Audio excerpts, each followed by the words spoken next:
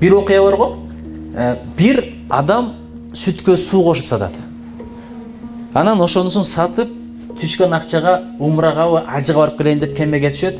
Кемеге түшкөн мезгилде билесиңерби? Палубадагы маймыл келип, колундагы калтасын алып кетет. Анан чуркап маймылды эми алдап салып бериле бер деп атса, ушундай чечип алып калтанын ичиндеги теңгелерин бирин сууга кыргытып атат дейт, бирин палубага кыргытып атат дейт. Анан жарым акча сууга кетти, деңизге түшүп кетти. Жарым акча кайра өзүнө келди.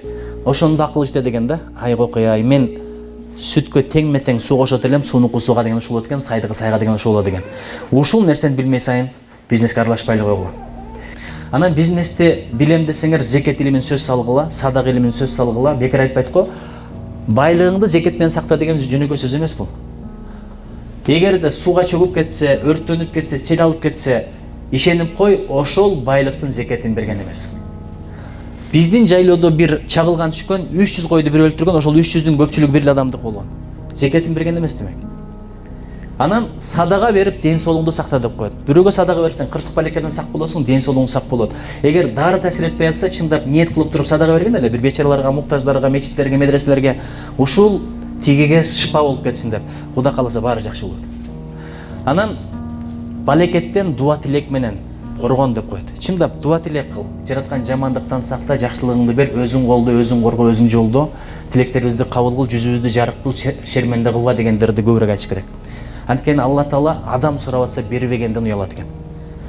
Адамдан сурасаң, 2 жол сурасаң, атаңа да кадырың жок, 3 жол сурасаң, апаңа да кадырың жок. Бир күн атаң айтат, келесо, сени кичинегеңде берсем, чоңойтсом, дагы деле сурай бересиң, өзүң качан иштейсиң, тиги бу. Досторуңдан 3 жол сурасаң болду, телефонда чалбай, телефон жасаң албай.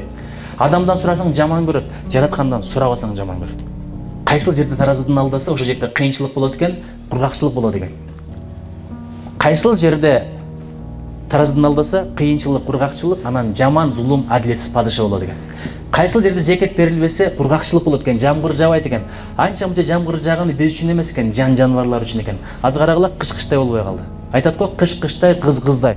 Кыштын күнү кар жааса, айлан-айын Инстаграмдын баары эле кар менен толуп кеткен. Кыштын күн кар жаап атат деп адамдар сүйүнгөн. Биздин убакта азыр айылдарда куп-кургак турат. Биз болсо сыйгалчак деп өтөлөк. Элдин пейили башкача болгон экен баары бир. Сен пейлиң кандай болсо, акыбалың ошого жараша болот. Асманга пактыр кылсаң, колуңа таш болуп түшпөйт, таасир кылсаң, башыңа картошка болуп түшпөйт. Денеңден кандай амал чыкса, башыңа ошондой акыбал болуп кайтат экен. Эми карагыла, зекет берилбегенден, азыр байлар көп, зекет берилбегенден мына кургакчылык болуп атат. Анча-мынча жамгыр жаганы жараткан итти, кушту ойлоп атат, малдарды ойлоп атат, жаныбарларды ойлоп атат. Эгер алар болбогондо бир тамчы да бербей коймок экен, анда бизге ким берет? Анан айтабыз, суу азайып баратат, көл азайып баратат, токтогул кес азайып баратат. Өзүң кандай болсоң, акыбалың ошого жараша болот. Ушуну унутпайлы. Анан келишим кылып туруп ошого турбай койсоң, душмандарың сага үстөмдүк кылат экен, эстеп калыңыздар. Келишим кылдың, душмандарың сага үстөмдүк кылат, колуңдагы бар нерселерди тартып алат экен. Анан жараткандын өкүмүнө каршы иш кылсаң, ошол жерде согуш болот деп коет, кан төгүү болот деп коет. Караңыздар, мына бизде дагы ошондой нерселер болуп атат. Анан ким эгерде бизнес кылам десе, бирдекени түшүнгүлө, сен бербей топтой берсең, жараткан дагы сага бербей топтой берет экен. Мына колуңда чайник турат, анан кийин чайникте толо чай турат, же сок турат.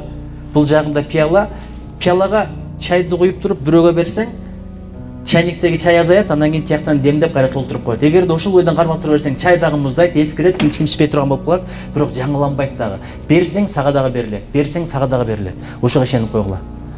Көпчүлүгү байып не кылам деген ниет менен ниетте бар жоктун бардыгычы, мисалы кесип тандаганда дагы, бизнес кылганда дагы бардыгы ниетке, пейлиге жараша. Биринчи, бирөөгө пайдам жетсин, зыяным жетпесин дегиле. Экинчи, ушуну менен арам оокат кылайын деп ойлобогула. Кээ бирлери прокурор болгусу келет, кантип пара алыш үчүн. Сот болгусу келет, кантип пара алыш үчүн. Ниетиң оңдо, бизнесте да ошондой. Эгерде бизнесте ниетиң оң болбосо, адамды акча бузуп коет, билесиңер, э? Анткени саунага барган ким? Акчасы барлар. Кедейлер саунага бара албайт. Алажипти аттагандар ким? Акчасы барлар. Кедейлер ага акчасын кетирбейт. Болсо берели. Ошон үчүн дайыма тилек кылгыла, жараткан жакшылык бер, байлык менен кошо берешендик бер, такыбалык бер, ыйман бер. Анан пайдам тийсин, баталайын, зыяным тийбесин деп. Уорд Тейлордун көтөрүлүшүн ким окуган? Кол көтөргүлөчү. Эмилиан Пугачевдин көтөрүлүшүн ким окуган? Кол көтөргүлөчү. Ошондой көтөрүлүш садага зекет берген жерлерде болгон эмес. Эмне үчүн көтөрүлүш болду? Байлар кедейлерге жардам берген эмес, өзүнүн үлүшүнөн берген эмес, ошон үчүн болуп атат. Ошон үчүн берекелерим, бизнес тууралуу айта турган ушул эле. Мен дагы балким жөнөкөй эмес ушунун бардыгы. А дегенде сөзү болот, андан кийин өзү болот. Эгер менден бизнес жөнүндө сурасаңар, анда келечекте мен бир чоң бизнесмен болот окшойм, Кудай кааласа. Мурда тактыр кызыкпайт элем. Анткени акча табам деген убакыт, бошко кеткен убакыт, андан көрө жазып калайын, окуп калайын, үйрөнүп калайын деген сезим бар эле. Азыр байлык келсе экен деп тилеп калдым. Неге билесиңерби? Анткени менин бай деп ойлогондор аябай көп. Кудай тилегин берсин.